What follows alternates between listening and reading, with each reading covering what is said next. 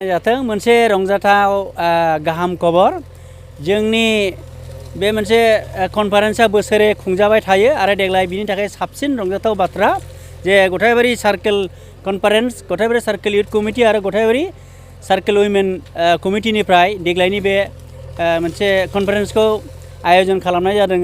दा बेयाव जोङो आलासिफोरबो लाबोदों भुमिराज बसुमतारी आरो सुमिरन नार्जारी बिथांमोननिफ्राय गोबां ख्रिस्ट' सिबियारिफ्रा आरो गोबां मोजां मोनसे आत्मानि मुक्तिनि बासायजानायनि थाखाय बाथ्राफोरखौ गाहाम बाथ्राफोरखौ खोनासंनो मोनगोन।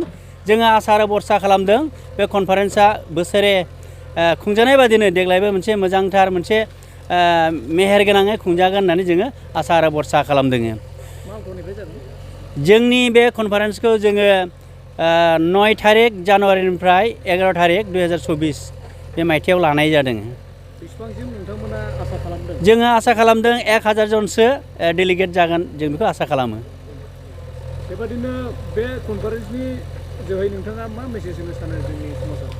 आङो बेखौनो आसा खालामो बे कनफारेन्सनि गेजेरजों जोंनि जेनाखि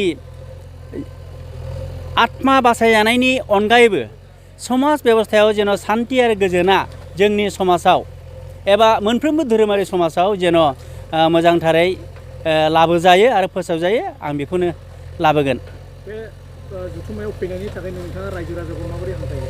आङो खावलायो जेसेबां जोंनि ख्रिस्ट' सिबियारिफोर दङ बे ख्रिस्ट' सिबियारि गासै जोंनि अनजालु अनसुलि लें आरो लेंजोफ्रा एबा ख्रिस्ट'नि दास आरो दासिफ्रा आसा खालामो बयबो लोंहोर लोंहोरै फैगोन।